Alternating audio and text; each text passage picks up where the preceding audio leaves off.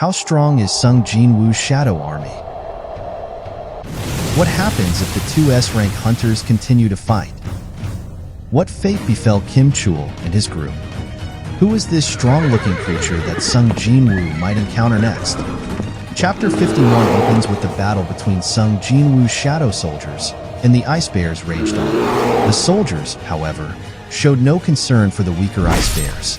One Ice Bear was easily sliced apart by a sword of a shadow soldier, while another bear was skewered by another soldier in a swift motion. Then the shadow mages entered also the scene. They unleashed a barrage of powerful magic firepower that even Jinwoo found impressive. It far exceeded his expectations, and the shadow's regeneration was almost on par with immortality, although it did consume a significant amount of mana. Suddenly, the leader of the Ice Bears emerged. It dwarfed the others in size. This colossal Ice Bear easily wiped out Jinwoo's shadow army.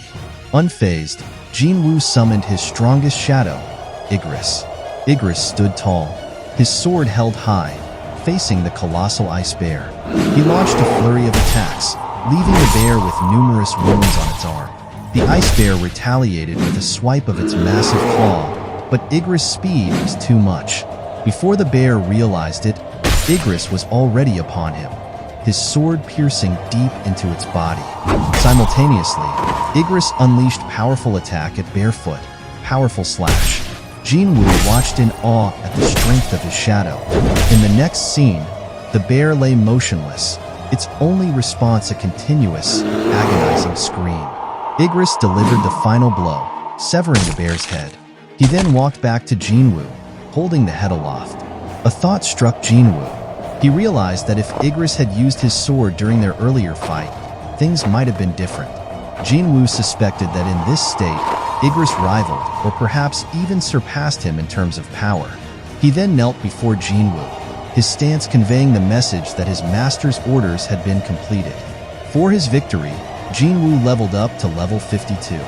After the battle, he extracted the dead Ice Bears, including their leader, to add in his shadow army. 3 hours had passed outside the dungeon, which equated to 3 days inside. Chief Hwang anxiously inquired about the number of survivors. Baek Yun-ho, the guild master, responded grimly that they should expect casualties. Entering a red gate meant facing a perilous environment, where the weak were the first to succumb.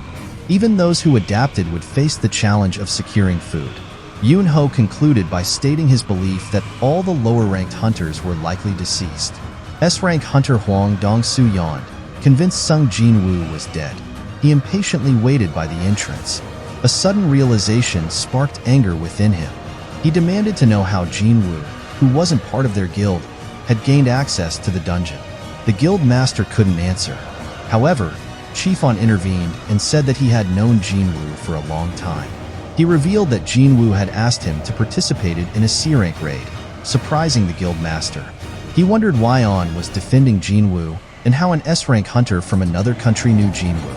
Dongsoo, enraged, grabbed On by the throat, accusing them of hiding something. Before things could escalate, the guild master intervened, demanding Dongsoo release his employee. A tense standoff ensued between the two S-rank hunters, threatening to erupt into chaos. Back within the dungeon, Kim Chul's group lay defeated by a pack of Yetis. Despair overwhelmed Kim Chul as he witnessed the slow deaths of his comrades. He thought that if it were just a food shortage, they might have stood a chance. Suddenly, a group of Hyakis emerged from the shadows, their presence striking fear into the hearts of the remaining hunters. One hunter desperately cried for help, followed by a small sword piercing his body. Kim Chul's fear intensified as a Hyaki stood menacingly before him. The A-rank hunter, overwhelmed by terror, ran for his life. The final scene showed a powerful Hyaki mounted on a horse. Is this a symbol of the impending chaos? That's all for this chapter. Thanks for watching. Hit like and comment if you enjoy our video. Hit the notification bell and subscribe for more chapters. See you on the next chapter.